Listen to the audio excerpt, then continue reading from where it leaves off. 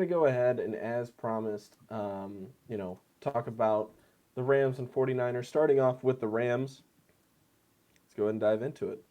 So, I think we did a good job last week just doing row by row. It's just, I think I just need to make sure I'm doing just one row at a time. But first off, Do Matt's you got some forget every comments week? about the Rams. No, no, no, I'm Okay. making it right now. I'm Okay. making it right now. Okay. I was just Okay. laying out how we're going to do it. Okay. Okay. Yeah, no, no, All no. right. I know that. All I right. know you were thinking it. I know you were All thinking it. Give me right, some credit dude. now. All Come right. on. He turns Dude, 22 and thinks no, he. no, no, You no. know, He started talking about row by yeah. row. I'm gonna I was get just into saying, it. I All right. think that was a good way to do it. That's all I'm saying. Sorry for Listeners, getting prepare hostile. yourself. There's All right. three rows. No, but the Rams in 2025. Last season they were 10-7. They were 1-4 at the bye. I remember I bet them to win their division at around that time, and they ended up winning their division. They lost in the divisional round against the Eagles. They had something under the radar that we're gonna look back at 20 years. They couldn't play a home game in the division or in the wild card round against the Vikings, and then still smashed them in Arizona. Uh, their offensive EPA per play efficiency metric, 0.038, tied at 14th with Minnesota. Their pass block win rate was 20th in the league, and their run block win rate was 12th. Defensive EPA per play was really, really bad, 0.050. They were tied for 23rd with two teams you don't want to be tied with, the Titans and the Cardinals. But their pass rush win rate was 18%, and their run stop win rate was 11th. So those ESPN metrics were pretty good by all accounts. And then Stafford, pretty average year, 0.118 EPA per play per drop back, 15th in the league, and then success rate 50.5, success rate 11th in the league. And then you get into their offseason. It was mostly about, they made a little, little marginal moves, but it was mostly about keeping Matthew Stafford. Remember, that was the talk of the combine. Is he going to get traded to the Raiders? Is he going to get traded to the Giants? They ended up agreeing on a 2-year, $80 million contract extension. So I think he's under contract for this year, next year, year after. So I think it's the same thing as Geno, where Geno had a 1 year left on his deal, and they extended him for 2 more years, so he's under contract for 3 more years. He should retire as a Ram. Tutu Atwell, they brought back for $10 million on 1 year. I threw it in here. Jimmy Garoppolo, 1 year, $3 million, up to $10 million. I thought that was something. Alaric Jackson, they signed right before free agency at 3 years, $57 million. I wonder what he could have caught on an open market, because like Dan Moore with the Titans, he signed like 4 years, $82 million. Alaric Jackson's younger and better and got less annual, so I'm interested in that if he would have made more, but overall. And then two little mini signings: Akella Witherspoon, Troy Reader come back for like veteran minimums. And then their additions. Their big addition was, of course, Devontae Adams, 2 years, $44 million. He took the 17 from Puka Nakua. They didn't. This is from the Rams. They didn't update this, but yeah. So that's what's interesting. They swap out Cooper Kupp for Devontae Adams. Swap out kind of a redundant skill set with Puka Nakua for Devontae Adams, who is still pretty good. Like, we all think of him as, kind of washed, right? Like, on the downslope of his career, he still hit 1,000 yards every single year since the Packers. So I think he could do it. He did that with Jimmy Garoppolo, and he did that with, a washed Aaron Rodgers. So, and even some Minshew was thrown in there. Like, I think he could do great things with Matthew Stafford. And then Poona Ford signed for 3 years, $26 million. And then Coleman Shelton, Brian knows about, center slash guard combo. They have him listed as a guard, I'm pretty sure, on our lads. So that was interesting, but 2 years, $12 million for him. And then their draft. They traded out of the first round to get another first round pick next year. From the Falcons, they draft Terrence Ferguson, Oregon tight end, Josiah Stewart in the third round, Michigan edge rusher, and then one of my guys, Jarquez Hunter, in the fourth round. Had to highlight him. And then their big departures, of course, Cooper Kupp, 637 snaps. Jonah Jackson traded to the Bears, interior offensive lineman, 266 snaps. Bobby Brown went to, I think, Carolina, 472 snaps. Michael Hoyt, 639 snaps. Demarcus Robinson, 891 snaps. He went to a division rival we'll talk about in the next. And then Chris Roseboom, who, again, not really like the flashiest name, but 828 snaps out the window, and they didn't draft a linebacker. So it's interesting. And then it gets me to every single time my season outlook question with this team. Their secondary.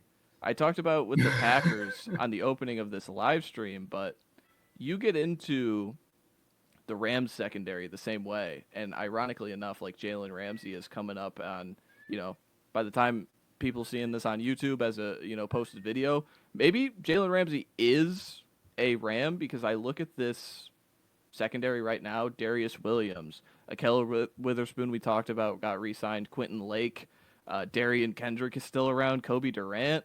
Of course, Cam Curl was a hit in free agency last year, and Cam Kinchins was a hit in the draft, but they're safeties.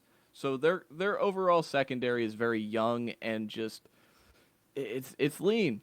And it's interesting for a team to just, I don't want to say like neglect the position, but maybe it's just the value doesn't meet, but there were opportunities to get good players at, at the draft value in the second round, at the money value in free agency. They just decided, well, we like the guys we got, and this was a team that, top of this video I just said, they were tied with the Titans and the Cardinals in EPA per play, and that was mostly because of their secondary, because like Braden Fisk and Jared Verse, their draft picks last year, were great up front. So it's interesting to just like, oh, we'll just go with another year of development, but we'll see if that figures out. It'll be interesting because they traded out of the first round. Did they trade out of Malachi Starks, who could be a fantastic player with the Ravens? It'll be fun to look back on in future years. All right. I So, yeah. I agree. I have, and I'll kind of explain it at the end, but that secondary concerns me, and for that defense to be ranked 10th, a lot of it had to be on the backs of that defensive line, and you just hope that young defensive line and Kobe Turner, Braden Fisk, and Jared Verse continue to take that step up, because if they don't, you're in a world of hurt. And again, I'll kind of get into it at the end of my schedule prediction, but it's interesting. All right. Let's dive into it. So, first row, I have them beating the Texans, beating the Titans, losing to the Eagles, beating the Colts, losing to the Niners, losing to the Ravens. Matt? I have them beating the Texans, beating the Titans, losing to the Eagles, beating the Colts, and then, of course, it's a home division game of two teams I view very similarly, so I'm going to take the home team, the Rams in this case, and then they will lose to Baltimore. Okay. You took the words right out of my mouth there. We were kind of exact. I have them beating the Rams and Titans, losing to the Eagles, beating the Colts and Niners. Again, they're just going to split with the Niners because they're the home team, so they're going to win here, and then losing to the Ravens. Next up, I have them beating the Jaguars. Or no, I'm sorry, losing to the Jaguars, going into the bye week, beating the Saints. This is where they'll beat the Niners, and then they will lose to the Seahawks, beat the Bucks. That was a mix-up. That was horrible. Matt, go ahead. Take it away. I have them also losing to the Jags in London. They would go into the bye week 4-3. They would come out, beat my Saints, lose to the Niners. Again, the flip-flop. They would beat the Seahawks, and then they would lose to the Buccaneers. You might have just stolen my schedule. I wonder if we'll go 17 for 17 here. Yes, I have them losing to the Jags in London just because the Jags are London's team. Beating the Saints, losing to the Niners, picking up a win against the Seahawks, and then losing to the Bucks. And then I have them beating the Panthers, losing to the Cardinals, losing to the Lions, um, losing to the Seahawks, beating the Falcons, beating the Cardinals, and they will be finishing 9-8 on the season. I would have them beating Carolina, losing to Arizona on the road, and then they wouldn't lose another game. They beat Detroit, they beat Seattle on Thursday Night Football, they beat Atlanta on Monday Night Football, and then they beat the Cardinals. I'll tally it up, Ben. You. Yes. I have them beating both the Panthers and Cardinals, losing to the Lions, then winning out the rest of the season against the Seahawks, Falcons, and Rams and Cardinals, putting them at 11-6. And kind of like I said, the way I went about picking the schedule, I had them basically losing to any team that I thought had a good offensive line. So you look at the Eagles just have a better offensive line at that point. Niners is just going to be a split, but the Lions, I think they have a good offensive line. The Bucks, they have a good offensive line. And then just the Rams were better. The Jags are London's team. So I kind of went into that with kind of that exact mindset that you had talked about at the top with the Rams here, is if you can kind of defuse what they have along that front line, you can hopefully tear apart that back end of that defense. But again, I have them going 11-6. Still a good season. Still going to be making the playoffs for them. Matt, what was your final tally? 11-6. So I still expect them to be. They'll start much better than last year. So I think this team is always going to finish strong just because they have a good quarterback if he's healthy at the end of the year.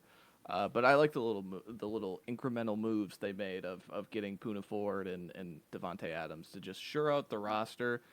Will it end up, helping them in the long term and winning in January? Maybe not. But I think they're still a really good regular season team just because of the infrastructure at the top, the coach, the quarterback, the weapons. I just trust. I mean, this team was one Kyron Williams bad game away from making the NFC Championship game.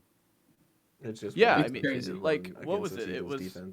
It was can you block Jalen Carter on a goal to go?